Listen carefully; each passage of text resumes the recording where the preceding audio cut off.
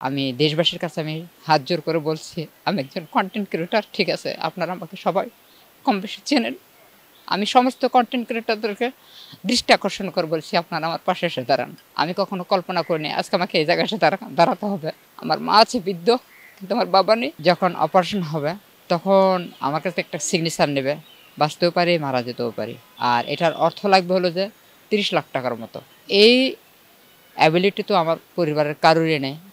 আসলে আমি বাঁচতে চাই। মাকে আমি আজ পর্যন্ত ৳২ ইনকাম করে খাওয়াতে পারি নাই। এর চেয়ে তো আসলে ব্যর্থ জীবন কি মাঝে, মাঝে মনে হয়। নিজেকে শেষ করে দেই। আসলে বেঁচে থাকার কোনো অধিকারই আমার নাই। সমাজের কাছে তো অবশ্যই হেনস্থা হইছি। অনেকেই প্রতিবন্ধী বলে, অনেকেই মানে টিটকারি দিয়ে কথা বলে। আমার নাম মুমিন। আমি একজন কনটেন্ট ক্রিয়েটর। আর হলো যে আমি থ্যালাসেমিয়া পেশেন্ট, মানে রক্তশূন্যতা রোগী, এবং আমাকে রক্ত নিয়ে বাঁচতে হয়। তো আমার বয়স যখন ১০ বৎসর, তখন আমার এই রোগটি ধরা পড়ে। আমি তখন নারায়ণগঞ্জে আমি আমার আপুর বাসায় বেড়াতে আসি। আমার বাড়ি কিন্তু বগুড়াতে।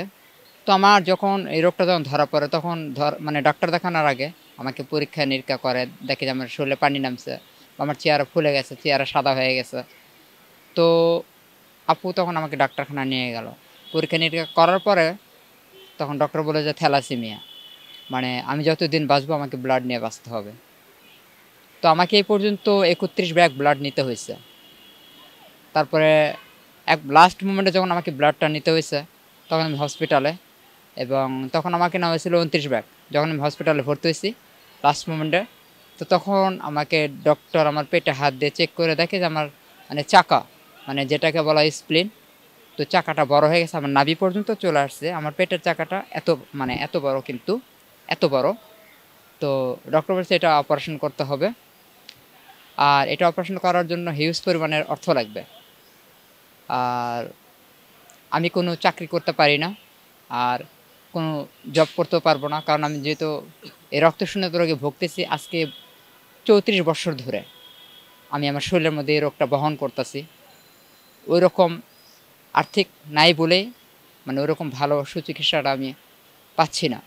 আর আমার ফ্যামিলির সম্ভাবনা যে এতগুলো টাকা, এতগুলো অর্থ ব্যয় বহন করার মতো নাই, তো থাকলে সে চেষ্টা করতো আমার ফ্যামিলি আসলে। ঠিক আছে?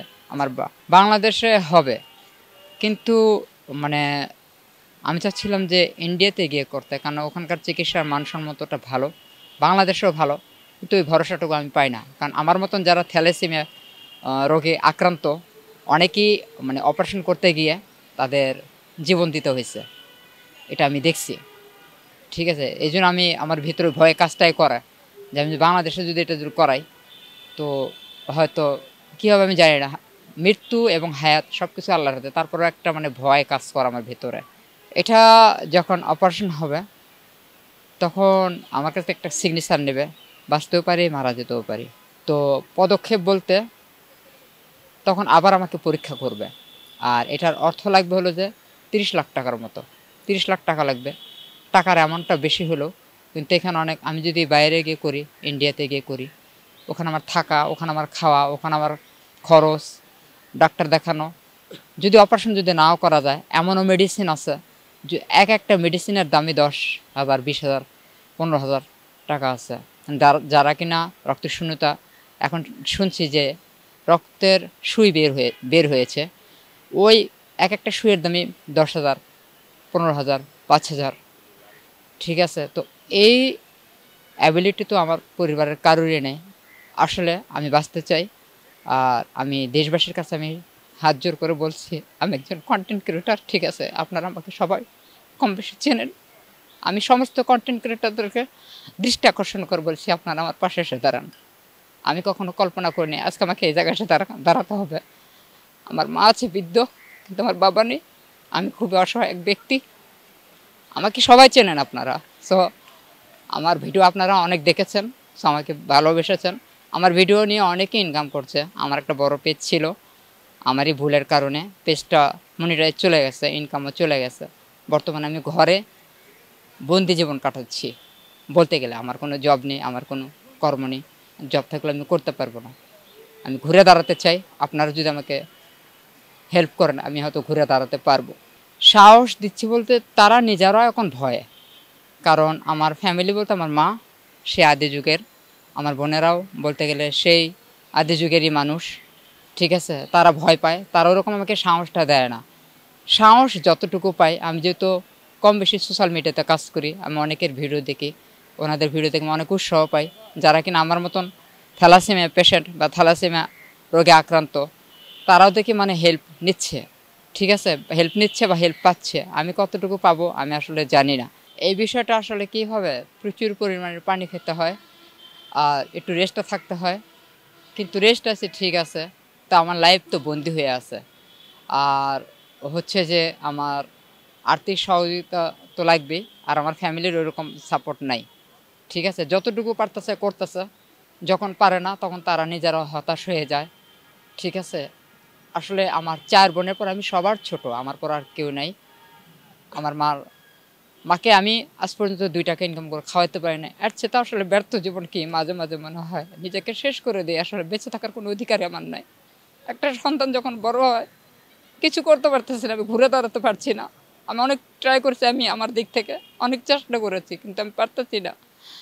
আজকে আমি এই জায়গায় এসে আজকে আমি এই জায়গায় বাধ্য হয়েছি, আমি আজকে এই জায়গায় আসতে। ঠিক আছে, আমার অনেক আর্থিক প্রয়োজন। কারণ আমি যখন এই আর্থিকটা যদি পাই, আমাকে যদি দেওয়া হয়, আমি কোথায় যাচ্ছি, কি করছি, কীভাবে চিকিৎসা নিচ্ছি, সমস্ত কিছু আমি তখন তুলে ধরতে পারবো আশা করি। সমাজের কাছে তো অবশ্যই হেনস্থ হয়েছি। অনেকেই প্রতিবন্ধী বলে, অনেকেই মানে টিটকারি দিয়ে কথা বলে। ঠিক আছে, মানে অনেক অনেক হেনস্থানের শিকার হয়েছি, অনেক প্রতারণার শিকার হয়েছি। আমি একসময় গান লিখতাম, স্বপ্ন ছিল গায়ক হব, কিন্তু মানে ওটা আর হয়ে ওঠে নাই। আমাকে যে যেদিকে যেতে বলছে, আমি মানুষকে অন্ধের মতন বিশ্বাস করি। আমার সমস্যা একটাই, মানুষকে বিশ্বাস করা। ঠিক আছে, কিন্তু আমি সাকসেস হয়ে উঠতে পারি নাই। কেন আমি সাকসেস হয়ে উঠতে পারতেছি না আমি জানি না। এটা আসলে ব্যর্থতা হওয়ার কী কারণ? অবশ্যই জীবনের ঝুঁকি আছে। ডক্টর বলেছে অতিরিক্ত ব্লাড নিতে গেলে এটা একসময় ক্যান্সারের পর্যায়ে চলে যাবে। আমার এই স্প্লিনটা কাটা দরকার, যেহেতু আমার নাভি পর্যন্ত চলে আসছে, এটা অনেক বড় হয়ে গেছে। যখন আমি শুতে যাই তখন আমার এই চাকাটা বিছানার উপরে মনে হয় যেন ও শুয়ে আছে। আমি এখানে একটা বাংলা করে কথা বলতেছি, আপনারা দয়া করে কেউ মাইন্ড করবেন না।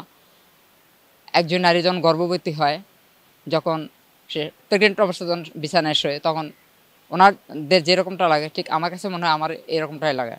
আমি এটা ফিল করি তখন যে আমার পেটের ভেতরে কিছু একটা আছে। আর যদি চিকিৎসা করাতে না পারি, অবশ্যই জীবনের ঝুঁকি আছে। হয়তো বিছানায় ঢুকে ঢুকে হয়তো মরতে হবে।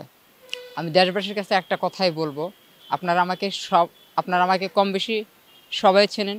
আমি ছোটোখাটো একজন কন্টেন্ট ক্রিয়েটর, আমি ভিডিও বানাই। কিন্তু আমার ভিডিওতে শিক্ষণীয় কিছু না থাকলেও আমি দেখছি অনেকেই আনন্দ পান, অনেকের মন ভালো হয়ে যায়। আমি সেখান থেকে আমি দাবি বা সেখান থেকে আমি বলছি যে আপনারা আমার পাশে দাঁড়ান। আমার হিউজ পরিমাণে অর্থ দরকার। আপনারা অবশ্যই পারবেন, একটু চেষ্টা করলে আমি হয়তো ঘুরে দাঁড়াতে পারবো, আমি হয়তো ভালোভাবে একটু বাঁচতে পারবো, হয়তো ভালো কিছু করতে পারবো হয়তো এটা দিয়ে। আমার বিকাশ নাম্বারটা আচ্ছা 0199586274 আমি আবারও বলছি 0199586274 এটা আমার বিকাশ এবং নগদ।